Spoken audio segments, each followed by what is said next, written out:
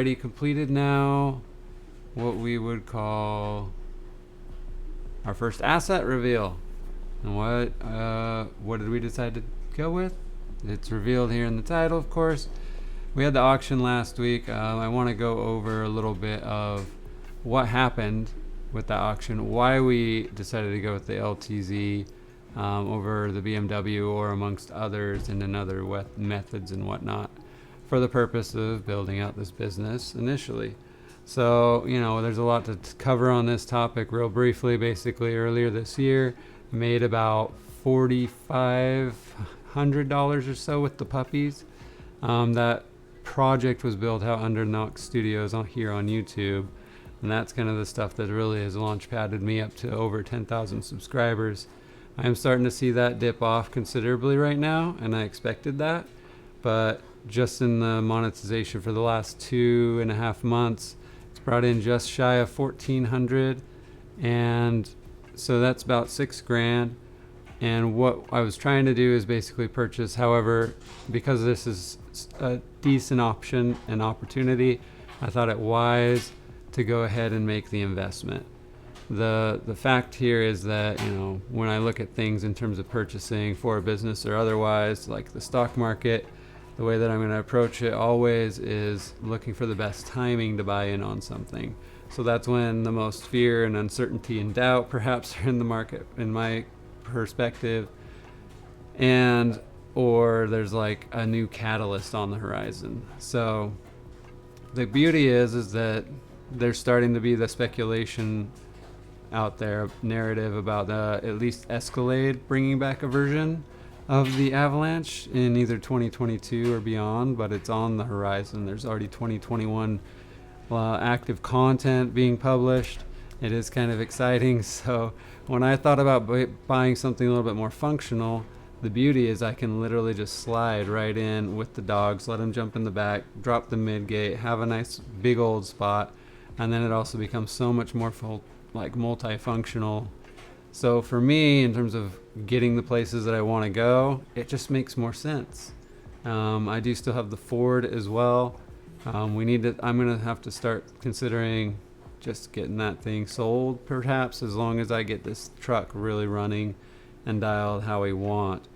And then, of course, starting the business licensing, going into establishing a bank account, what needs to happen on those fronts, maybe perhaps the fees.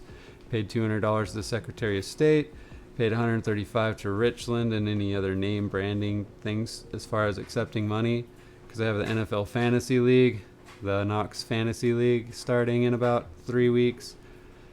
So there's a lot of really cool things as far as the potential of doing, but the thing is, if I'm looking and talking to you honestly, the alternative was going to be this. So I do have a DJI Mini, so a lot of the drone shots that you've seen here in the videos already is done with the original Mavic Mini. So the very first one, it only does up to 2.7K, but its flight capacity capabilities are very much similar to the Mini 2, the new wave of one, because that one's 4K and has a small differentials in upgrades, I guess, in tech, but it's still just an underground sensor. And that drone's been doing great, but I really want to do something like this as far as getting out on the high country, having range. It still gets 20 minutes with this FPV, and yeah, it's not the most thrilling thing, but I'm not like strapping one of my GoPros up to it and crashing it, I want this still will drive and fly like the original DJIs, so I'm already familiar with it. It has that safety button, and I just think it'll be more fun and captivating. So at this junction, I can't really justify this, but if you go ahead and like, comment, and subscribe into what we're going to be launching here, which is talking about the Avalanche, going on bigger adventures, like where is my investment on this type of stuff, so that I can actualize something like this, that would be great. And all you got to do is smash the like button and subscribe and throw a comment under there what you think. Is it smart to buy an Avalanche right now?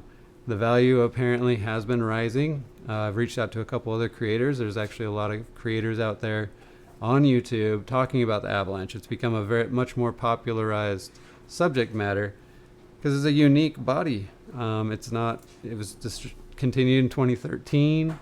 and now potentially relaunching about a decade later. So that's just a beautiful thing. We've seen it with the Bronco. I used to own a 92 Bronco. I don't remember what year they stopped production, but that relaunch has been interesting. But there's a lot of hype that goes into something like that. So when you're thinking about in terms of valuation and making it functional and fluid, and is it a fun truck like to enjoy for what you're getting, I think right now is a good time to start building into that. But I could be wrong. So anyway, going forward, we do want to feature some other spots. We'll go out to further destinations as soon as we get everything up on the truck. We'll jump in and feature that. So thank you for watching. This is just an update. You guys, here I am. Let's go bigger. Peace.